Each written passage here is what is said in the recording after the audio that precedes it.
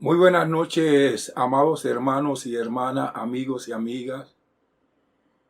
Queremos darle la más cordial bienvenida en el día de hoy, viernes 27 de marzo del año 2020, desde el estudio aquí en mi casa en la Arboleda de Cáceres en Arraiján. Los saludo y los bendigo de una manera muy especial.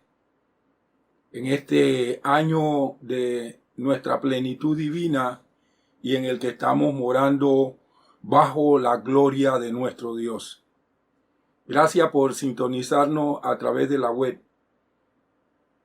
Hoy quiero hablar acerca de la maravillosa persona de nuestro Señor Jesucristo, el Salvador del mundo. Le voy a compartir un mensaje que yo he titulado El Salvador Magnífico. Para ello voy a invitarle a abrir uno de los salmos mesiánicos más tremendo que tenemos nosotros en la palabra del Señor. El Salmo número 22. Para los que tienen su Biblia a mano, pueden abrirlo allí en el Salmo 22.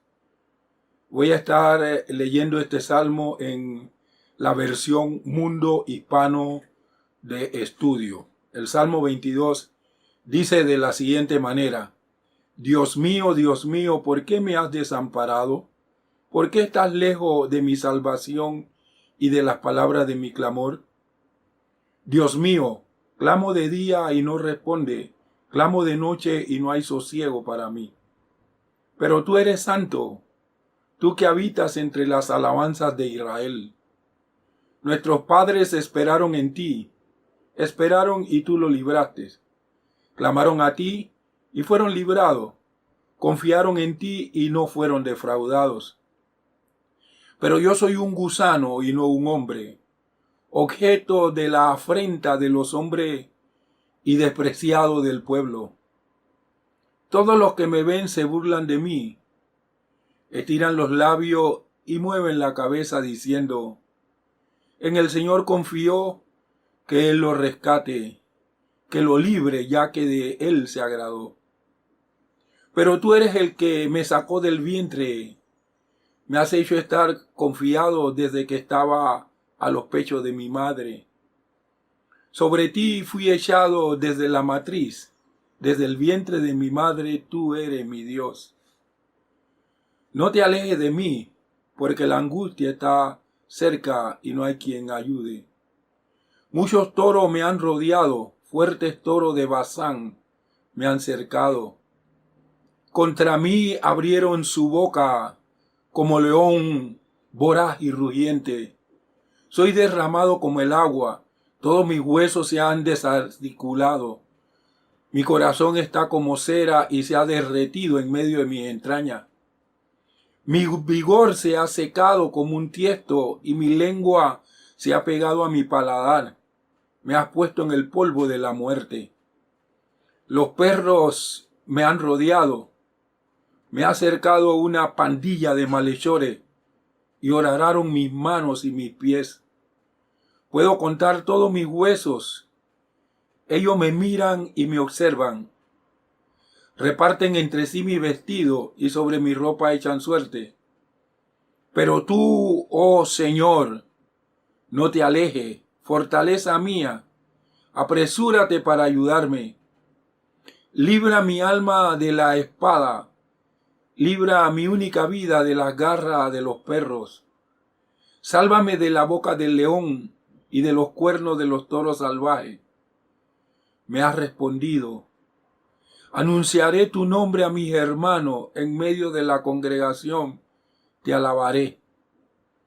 Los que temen al Señor, alábenle, glorifíquenle todos los descendientes de Jacob. Teman ustedes, todos los descendientes de Israel. Porque no despreció ni desdeñó la aflicción del afligido, ni de él escondió el rostro. Más bien le oyó cuando clamó a él. Tuya es mi alabanza en la gran congregación. Mi voto pagaré delante de los que te temen. Los pobres comerán y serán saciados. Alabarán al Señor los que le buscan, que viva su corazón para siempre. Ellos se acordarán y volverán al Señor de todos los confines de la tierra. Delante de ti se postrarán toda la familia de las naciones. Porque del Señor es el reino, y Él se enseñoreará de las naciones. Ciertamente ante Él se postrarán todos los ricos de la tierra. Se doblarán ante Él todos los que descienden al polvo, los que no pueden conservar la vida a su propia alma. La posteridad le servirá. Esto le será referido al Señor por generaciones. Vendrán y anunciarán su justicia a un pueblo que ha de nacer. Él hizo esto. Qué tremendo, amado, este salmo es maravilloso, cómo describe parte de los sufrimientos de nuestro Señor Jesucristo en la cruz del Calvario. Y al poder penetrar en él nos vamos a dar cuenta que hay algunas cuestiones que no se pueden aplicar a la vida de David, que simplemente él en ese momento de aflicción pudo recibir de parte del Espíritu Santo algunas cosas que declaró relacionadas con lo que sería el sufrimiento de nuestro Señor Jesucristo en la cruz del Calvario y a través de gran parte de su vida. Es interesante que en estos tiempos que nosotros estábamos viviendo, nosotros podemos resaltar la persona y la obra de nuestro Señor Jesucristo. El mensaje apostólico y profético del apóstol Pablo giraba en torno a la persona del Señor Jesucristo y sobre todo Pablo habló muchísimo acerca de la obra redentora que hizo nuestro Señor Jesucristo en la cruz del Calvario por nosotros. Por ejemplo, cuando le escribió a los hermanos de la iglesia de Corinto, en su primera carta, en el capítulo 2 y el versículo 2, el apóstol dice, porque me propuse no saber nada entre ustedes, sino a Jesucristo y a Él crucificado. Estamos viviendo en un tiempo donde le llamamos el Evangelio Light, donde ya no hablamos de los sufrimientos de nuestro Señor Jesucristo, porque hablar de los sufrimientos de Jesús son los que hacen que nosotros nos comprometamos con el Señor. Pero ya vivimos en un tiempo donde la iglesia no quiere tener compromiso, sino que sea alguien que esté al frente, que tenga compromiso y los demás solamente asisten, depositan sus ofrendas, sus diezmos, esperando que Dios los bendiga y los prospere por haber depositado sus ofrendas y diezmos, pero no hay ningún compromiso. Pero creo que este tiempo que nosotros estamos viviendo y después que pase esta pandemia, las cosas en la iglesia del Señor Jesucristo van a cambiar totalmente. El Señor Jesucristo es el tema central de este Salmo 22. Aquí lo vemos como nuestro Salvador.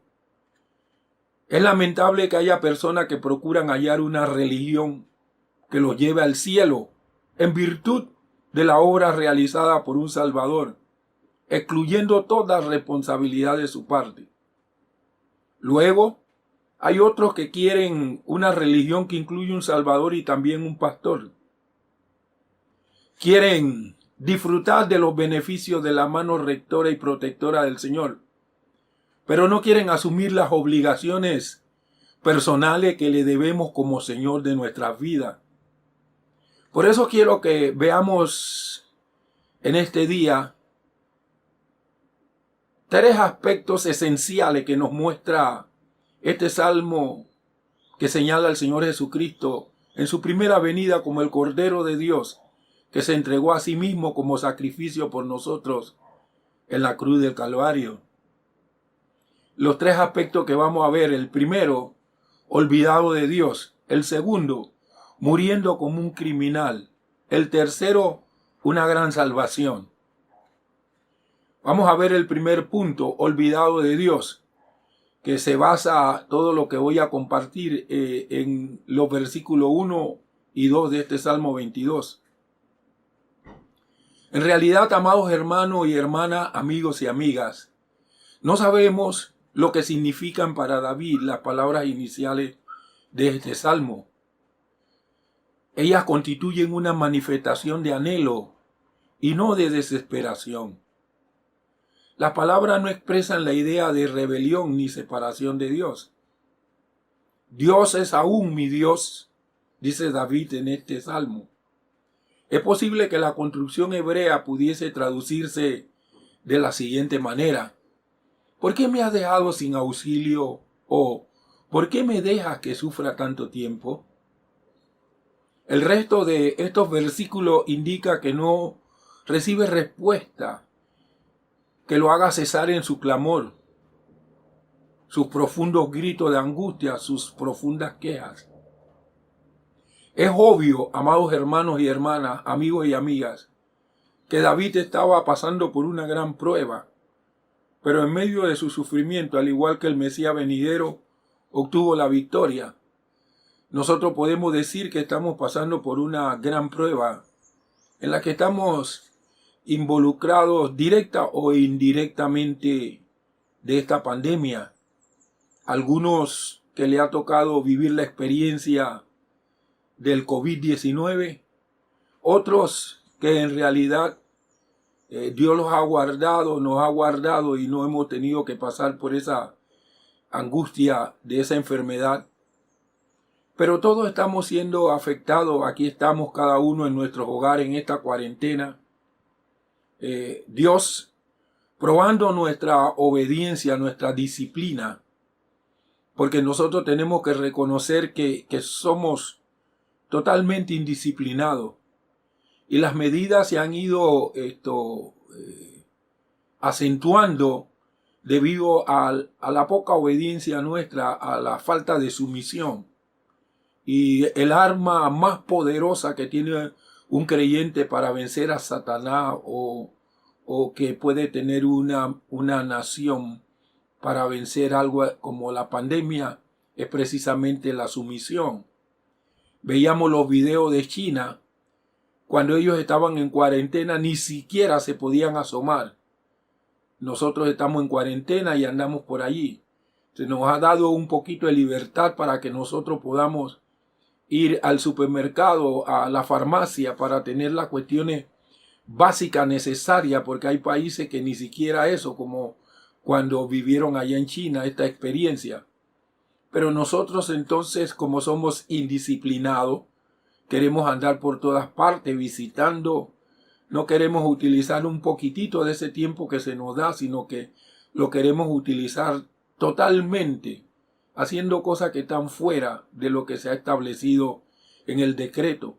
Esa indisciplina, esa insubordinación es lo que puede provocar que esto se extienda mucho más.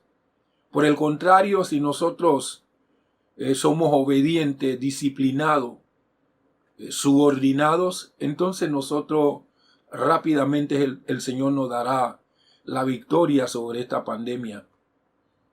Y cuando hablo de esto, tenemos que incluir también a los creyentes, a los que hemos conocido a nuestro Señor Jesucristo, porque la indisciplina de nosotros se basa en que la sangre de Cristo nos cubre. Pero yo quiero decirle que la sangre de Cristo no cubre a ningún desobediente. Los israelitas, para que la sangre de los corderos los cubrieran, tuvieron que permanecer metidos en sus casas. Si algún israelita, aunque hubiera sangre en el dintel, en los postes de la puerta, si el israelita primogénito salía de su casa, la sangre no lo cubría. La obediencia fue la que hizo que todos los primogénitos israelitas pudieran permanecer vivos cuando los egipcios murieron. Pero si hay quienes son indisciplinados en nombre del Señor y de la sangre de Cristo, somos nosotros los creyentes. Pero el Señor está aprobando nuestra obediencia, nuestra sumisión, porque no hay ninguna autoridad que no haya sido establecida por Dios. La autoridad ahora mismo rectora en esta nación es el Ministerio de Salud, y cuando se sacan los decretos y lo desobedecemos, nosotros estamos desobedeciendo a Dios. Así que sometámonos pues a Dios, resistamos al diablo y él va a huir de nosotros. Ahora quiero seguir, esa es una pausa, pero en este clamor David hizo una descripción sorprendente, acertada del sufrimiento que el Mesías soportaría cientos de años más tarde. Pero cuando el Señor Jesús usa estas palabras para expresar su profunda desolación en la cruz, es probable que les diera su significado más común. David no le podía dar completamente el significado porque no estaba pasando por la misma intensidad de sufrimiento por el que pasó nuestro Señor Jesucristo. Ahora, Jesús dijo, ¿por qué me has desamparado? Me has abandonado, me has dejado solo. Jesús, pendiente de la cruz, dijo, Dios mío, ¿por qué me has desamparado? Amados hermanos y hermanas, estas palabras tienen profundo significado. Según algunos, este versículo pudiera traducirse de la siguiente manera. Dios mío, ¿a qué clase de persona me has desamparado? Las palabras interpretadas así se referirían a los malvados judíos y no al Señor, y constituyen una exclamación que revela la maldad obstinada de los que le crucificaron, que endurecieron sus corazones ante las operaciones y el poder del Espíritu Santo.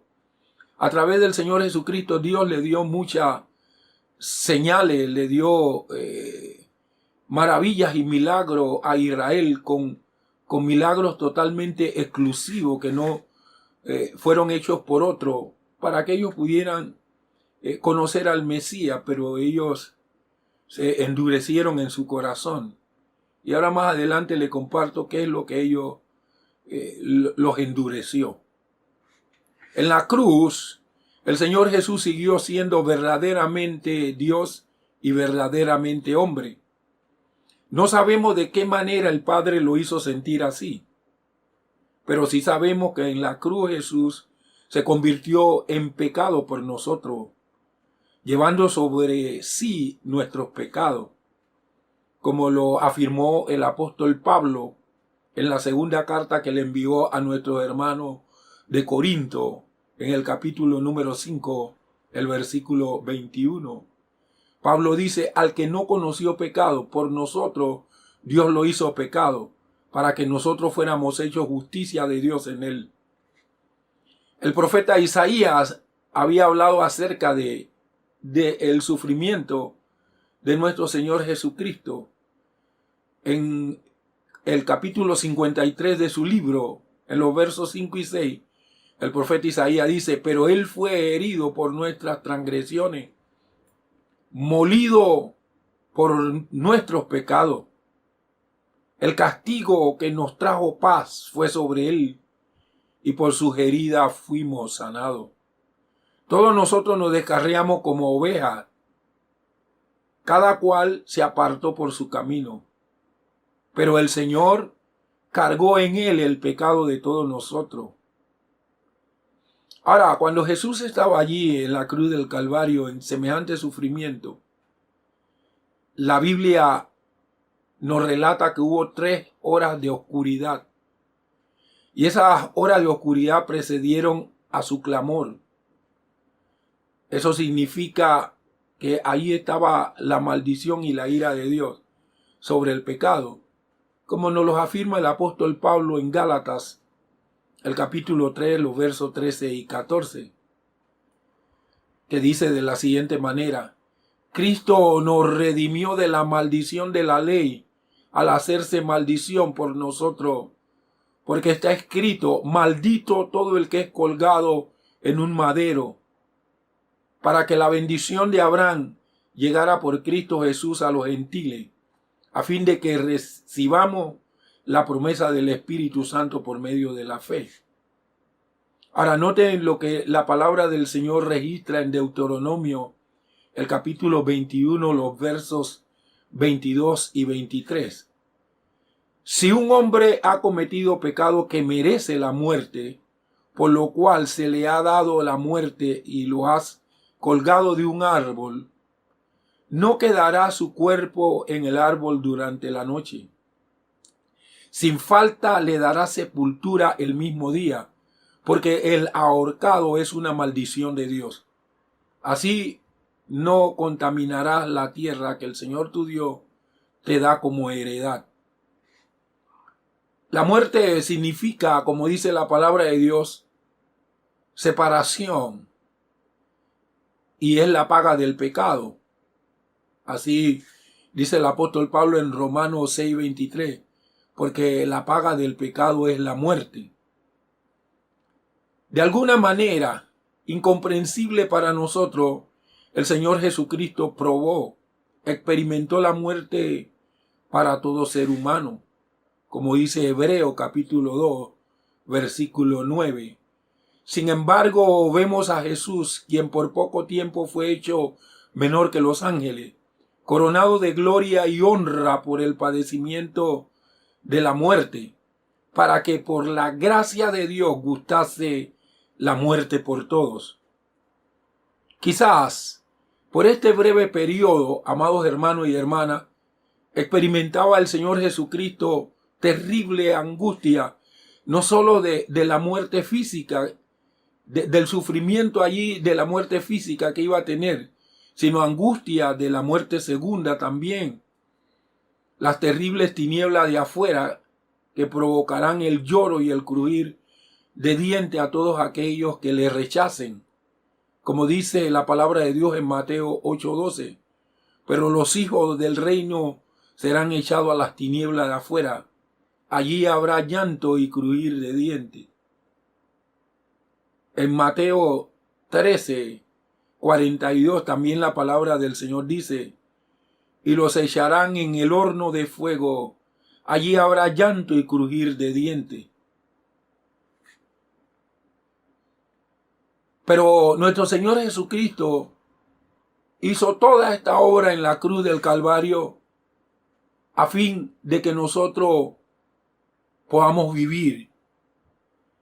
Dios no quiere que estemos muertos espiritualmente. Dios no es un Dios de muertos, Dios es un Dios de vivo. Y para que nosotros podamos vivir, nos tenemos que separar del pecado. Cristo hizo esta obra en la cruz del Calvario para que nosotros vivamos libres de pecado, porque el pecado nos separa de Dios. Miren lo que dice el apóstol Pedro en su primera carta, en el capítulo 2, el versículo 24.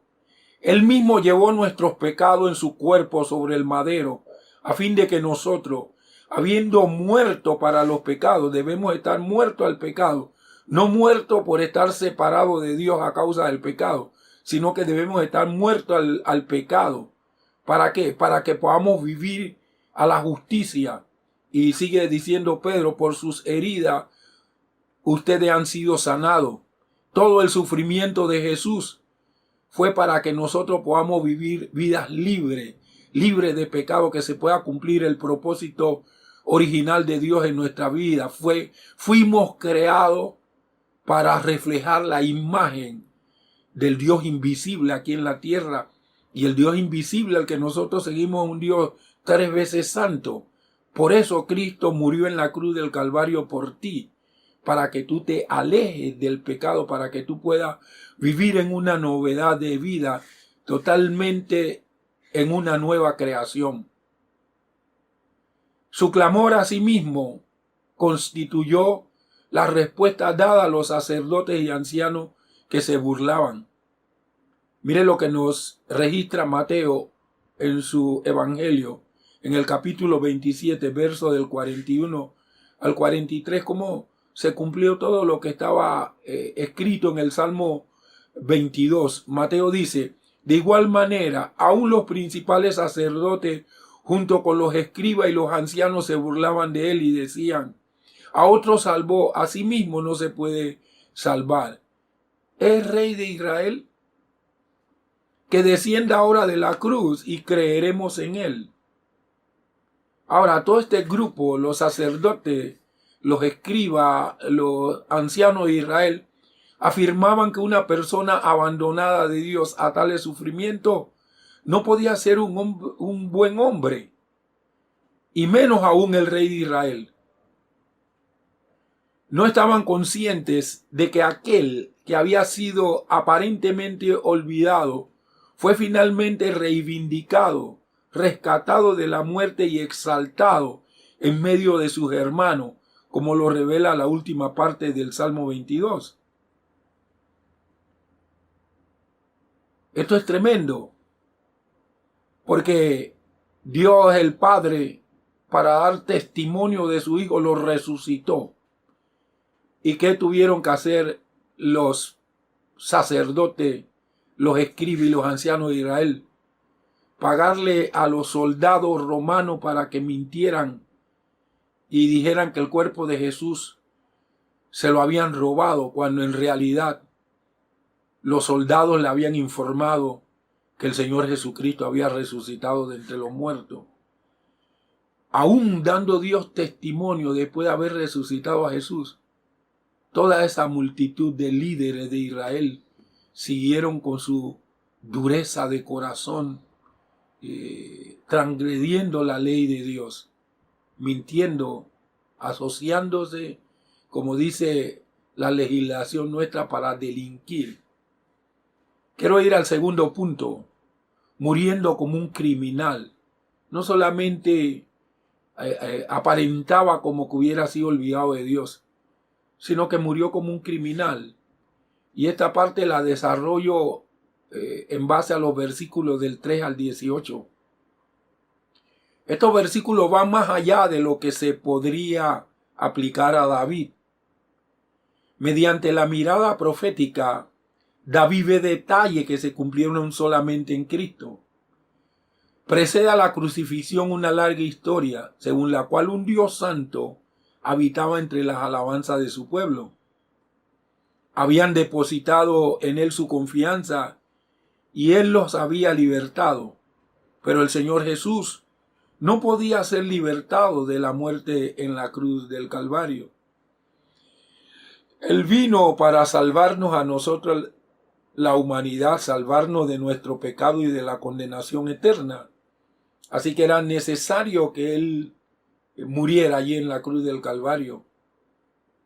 La suya fue la muerte de los mártires. Murió como criminal, como un gusano, una afrenta, una desgracia, despreciado por el pueblo. Ahora, ese término de gusano lo encontramos nosotros en el libro de Job, en el capítulo 25, el versículo número 6. Cuánto menos el hombre, que es una larva, el ser humano, que es un gusano. Ya en la palabra de Dios hablaba acerca de esto en el libro de Job. Ahora miren lo que dice el profeta Isaías en el capítulo número 41, el versículo 14. No temas, gusanito de Jacob, ustedes, los poquitos de Israel. Yo soy su socorro, dice el Señor, tu Redentor, el Santo de Israel. Hechos 3:14 nos dice lo siguiente: pero ustedes negaron al santo y justo, pidieron que se les diera un hombre asesino. Este es Pedro cuando le está predicando a los judíos, y él dice cómo ellos rechazaron al Señor Jesucristo. Isaías capítulo 53, el verso número 2. El profeta había registrado que el Señor Jesucristo sería una raíz de tierra seca, y Cristo fue muerto físicamente a la tierra, y como se secan las raíces, cuando le cae el agua, entonces comienzan a brotar, y el poder de la resurrección se manifestó en el Señor Jesucristo y salió de la tierra no como una raíz seca, sino como el árbol de vida que aparece en medio de la ciudad. Dice Isaías 53:2. Subió como un retoño delante de él y como una raíz de tierra seca. No hay parecer en él ni hermosura. Lo vimos, pero no tenía atractivo como para que lo deseáramos. Allí en la cruz del Calvario, en esa forma en que estaba el Señor Jesucristo, ¿cómo iban los judíos a desear a Jesús si ellos querían un Mesías que lo liberara de la cautividad del yugo romano? Entonces allí no había ningún parecer ni de rey ni de Dios. No había, ahí lo que se veía era un espectáculo de alguien como impotente. Por eso ellos decían, si tú realmente eres el Hijo de Dios y tienes potencia, bájate de esa cruz. Pero ellos lo veían como impotente, no podía bajarse de esa cruz. Lo vieron allí, pero no tenía ningún atractivo como para que los judíos lo desearan. Ojalá y ahora que Cristo ya resucitó de entre los muertos y está glorificado, tenga un atractivo para nosotros, para que podamos vivir vidas victoriosas, y que el Espíritu del Señor, a través de ese poder de la resurrección de nuestro Señor Jesucristo, nos lleve de gloria en gloria, de poder en poder y de victoria en victoria. Amados hermanos y hermanas, las multitudes escarnecedoras llegaron a cumplir este Salmo 22 al pie de la letra. Si leemos lo que dice Mateo en el capítulo 27, verso 39 al 44, es la misma fotografía de lo que está en el Salmo 22, los versículos del 3 al 18. Mire lo que dice Mateo. Los que pasaban lo insultaban, meneando su cabeza y diciendo: tú que derribas el templo y en 3 días lo edificas, sálvate a ti mismo, si eres hijo de Dios, y desciende de la cruz. De igual manera, aún los principales sacerdotes, junto con los escribas y los ancianos, se burlaban de él y decían: a otro salvó, a sí mismo no se puede salvar. ¿Es rey de Israel? Que descienda ahora de la cruz y creeremos en él.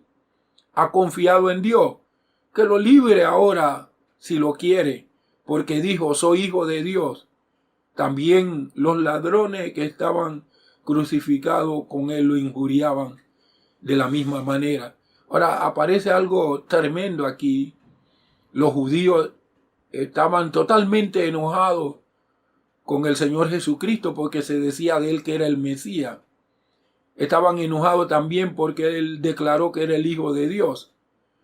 Entonces ellos en la cruz le dicen: si tú eres el Hijo de Dios, si tú eres el Rey de Israel, desciende de la cruz. Pero en ningún momento el Señor es la cruz. Los dirigentes hasta citaron las palabras mismas del versículo 8. Hicieron toda clase de gestos despreciativos y gozo maligno. Como perro salvaje, le tiraron mordisco, le rodearon como toros enfurecidos, rugiendo como seres iracundos. Cuando otros nos desprecian y se burlan de nosotros, nos tratan como si fuéramos menos que humanos, nosotros tenemos que adoptar la misma forma, la misma manera en que el Señor Jesucristo actuó en la cruz del Calvario. En medio de todo este sufrimiento, el Señor Jesucristo le dijo: Padre, perdónalo porque no saben lo que hacen. ¿Qué pasaría si cada vez que a nosotros nos ofenden, nos hieren, nos maltratan, nosotros en vez de resentirnos, oramos por esa gente pidiéndole a Dios que la salve? Quizás hubiera mucho más salvado, quizás la iglesia del Señor Jesucristo se hubiera extendido y expandido más. Pero nosotros nos hacemos víctimas cuando alguien actúa con nosotros de la manera en que se burlan, nos desprecian y nos tratan como si fuéramos menos. Pero lo que tenemos que hacer es lo mismo que hizo nuestro Señor Jesucristo allí en la cruz del Calvario. Después de tanta degradación, 1, como el rey David, se siente como gusano. Cuando sintamos el aguijón del rechazo, debemos tener en mente la victoria que Dios nos promete. Dios es un Dios que vindica y Él tiene su tiempo para vindicar. Por eso Él dijo, mía es la venganza, yo pagaré. Entonces hay que dejar que sea el Señor el que se encargue de hacer como Él quiera y nosotros entonces orar por los que nos maldicen, bendecir a los que nos maldicen, orar por los que nos aborrecen, como dice la palabra del Señor. Uno de los gestos de desprecio más comunes entre los orientales constituía el estirar los labios hacia adelante, o sea, sí, estirar los labios hacia adelante. Eso era el gesto de desprecio más común que había en el tiempo que el Señor Jesucristo murió en la cruz del Calvario. El comentarista Roberto Jamieson explica que la forma más ofensiva de hacer este gesto era extender hasta donde se podía el labio inferior, así, extender el labio inferior. Esto se hacía contra una persona de carácter bajo y despreciable. Se añadía la intensidad al gesto meneando la cabeza, o sea, estirando y meneando la cabeza. Eso era el gesto de menosprecio más grande que había. Y ahí en la cruz del Calvario, los que pasaban le hicieron eso a Jesús. Eso constituía el mayor desprecio. Cristo fue despreciado para que tú y yo seamos apreciados por el Dios que hizo los cielos y la tierra. Y cuando el Salmo 22 habla de perro, el perro era símbolo de inmundicia entre los judíos. El mismo comentarista mencionado describe a jauría de perro en el oriente como perros repulsivos, hambrientos, sedientos de sangre que infestaban pueblos y ciudades. Vagaban estos perros errantes por las noches y dormían de día durante las horas de calor.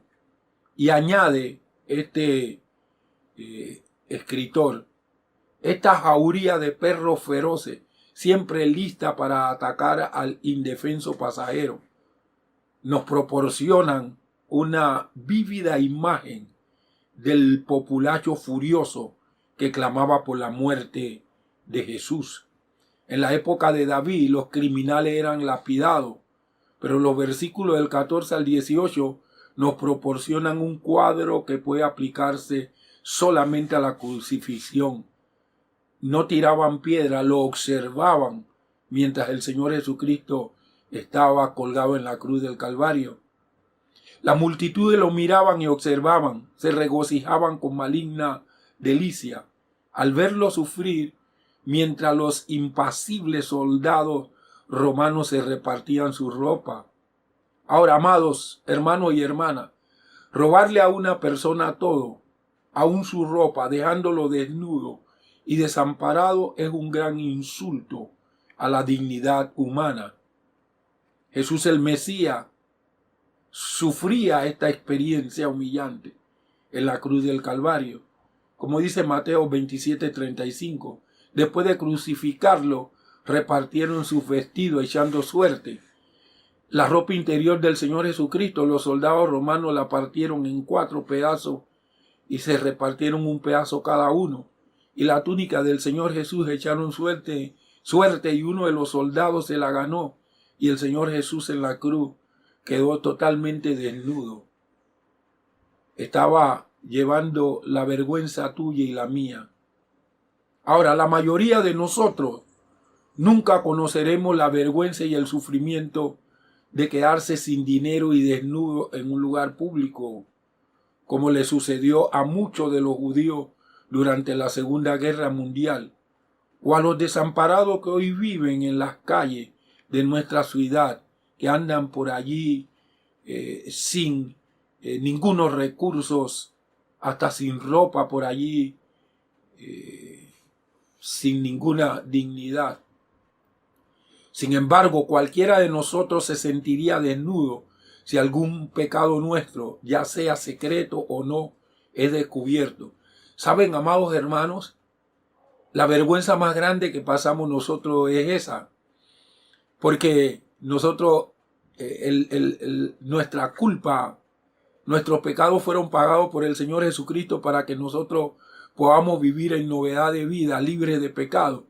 Pero nosotros nos descuidamos y nos deslizamos y comenzamos a vivir vidas de pecado y después tenemos que andar tapando todo eso, se va agotando nuestra resistencia espiritual, nos vamos separando de Dios, ya no tenemos la misma intensidad en la oración, va desapareciendo lo que es el fervor, la pasión por Dios y las cosas de Dios, y porque tenemos que andar encubriendo nuestro pecado. Pero cuando se descubre ese pecado, entonces nosotros nos sentimos descubiertos, nosotros nos sentimos totalmente avergonzados. En ese momento necesitaremos clamar como el salmista: fortaleza mía, apresúrate a socorrerme, porque lo que tú guardaste en oculto, después todo el mundo hará fiesta con eso, así como hicieron fiesta con el Señor Jesús. Entonces Dios te exhorta a vivir una vida que le agrade a Él. Voy a ir al tercer punto, una gran salvación. Y esta está basada en los versículos del 19 al 31. Los enemigos representados por un perro y búfalo no triunfaron. Dios oyó el clamor.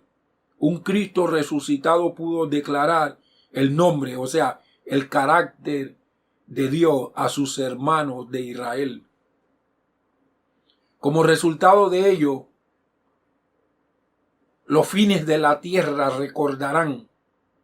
O sea, nosotros tendremos en cuenta lo que Dios hizo por medio de la cruz, cómo nos liberó, cómo nos trasladó de las tinieblas a su luz admirable. Y nosotros volveremos a adorar a Dios por lo que Él es y seguiremos siempre alabándole por lo que Él ha hecho por nosotros. David alabaría a Dios en la congregación porque su liberación en privado, merecía un testimonio público. Dios interviene maravillosamente para liberarnos cuando estamos sufriendo calladamente y debemos estar preparados para ofrecer alabanza pública por la ayuda de nuestro Dios.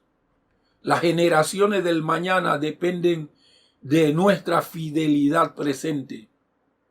Si no les hablamos de Dios a nuestros hijos, estaremos rompiendo la cadena de la influencia de Dios en las generaciones venideras. No solamente hablarles, sino vivir para que ellos vean que se puede vivir una vida cristiana victoriosa. Debemos, amados hermanos, vislumbrar a nuestros hijos y a toda la gente joven con lo que nos encontramos como los futuros líderes de Dios. Ellos tienen que ver en nosotros tenemos que brillar, como dijo Jesús: así alumbre vuestra luz delante de los hombres para que vean vuestras buenas obras y glorifiquen a vuestro Padre que está en los cielos. Entonces nosotros debemos brillar delante de nuestros. Si nosotros somos fieles en las oportunidades que se nos presentan hoy, estaremos afectando el futuro de nuestras generaciones. Si queremos que nuestros hijos sirvan a Dios, deben escucharnos hablar de Él. No basta que la iglesia o los que tienen más conocimiento les impartan educación. Las lecciones de la Escritura deben ser reforzadas en casa, como el Señor le dijo al pueblo de Israel. Más allá de todo esto, David vio la corona, el reino y finalmente la época cuando toda rodilla se doblaría. Filipenses 2:10. Para que en el nombre de Jesús se doble toda rodilla de los que están en los cielos, en la tierra y debajo de la tierra. Amados hermanos y hermanas, amigos y amigas, Dios tendría una simiente, una generación, o sea, un pueblo que le serviría fielmente y mostraría su justicia. Nosotros formamos parte de ese pueblo de Dios. Gracias a la obra vicaria que hizo nuestro Señor Jesucristo en la cruz del Calvario por nosotros, nosotros tenemos que alabar a nuestro Dios, o sea, dar testimonio público de que realmente el Señor ha sido bueno y maravilloso con nosotros. Vamos en este momento a orar. Padre, en el nombre precioso de nuestro Señor Jesucristo, en esta noche de este viernes 27, te adoramos, te bendecimos, te glorificamos. A través de este medio nos unimos para declarar que tú eres nuestro Dios y que, Señor, tú has prometido que si dos de nosotros nos ponemos de acuerdo en la tierra acerca de cualquier cosa que pidamos, va a ser hecha. Estamos declarando en este momento, en el nombre de nuestro Señor Jesucristo, que queremos vivir novedad de vida. Señor, voluntariamente y de todo nuestro corazón, nos arrepentimos de todas aquellas cosas, Señor, que no te agradan, que Señor, son abominación delante de ti. Nos arrepentimos de todo pecado, de toda iniquidad, Dios mío, de todo lo que se anida en nuestro corazón, que impida que nosotros podamos seguir, Dios mío, teniendo esa íntima comunión contigo. Declaramos que el poder redentor de la sangre de nuestro Señor Jesucristo nos limpia y nos libera. Padre, en el nombre precioso de Jesús de Nazaret, renunciamos irrevocablemente a esa vieja vida, esa vida de pecado. Renunciamos irrevocablemente, Señor, a satisfacer nuestra propia carne, porque queremos vivir para agradarte a ti a causa de la obra maravillosa que nuestro Señor Jesús hizo por nosotros en la cruz del Calvario. Señor, en el nombre de nuestro Señor Jesucristo, queremos que en este tiempo podamos aprovecharlo bien y que este descanso y reposo obligatorio que tenemos sea un tiempo propicio para buscar tu rostro, Señor, para clamar a ti, para llenarnos de tu presencia, para que tú nos introduzcas en la dimensión de tu espíritu y nos vista de poder, para que nosotros podamos ser, Señor, creyentes efectivos en la evangelización, no solo con palabras, sino con nuestra conducta, con nuestro carácter, para que Jesucristo sea glorificado en nosotros. Tu palabra dice en el libro del profeta Isaías, en el capítulo 53, que Jesucristo nos miraría a nosotros y quedaría satisfecho, porque nosotros somos fruto de la aflicción del alma de nuestro Señor Jesucristo.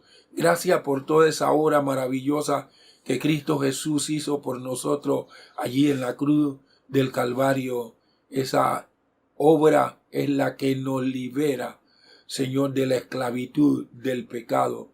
No queremos seguir siendo juguete vulgar de las pasiones ni esclavo servil del tirano. Queremos estar unidos a ti para honrarte y glorificarte en todo momento. Señor, sana nuestra tierra. Tú estás en tu trono. Tú dominas en el cielo, en la tierra y debajo de la tierra. Sana nuestra tierra, no solo nuestro país. Sana, Señor, nuestro ambiente terrenal.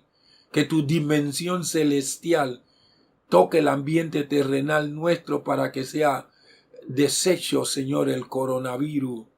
En el nombre precioso de nuestro Señor Jesucristo. Señor,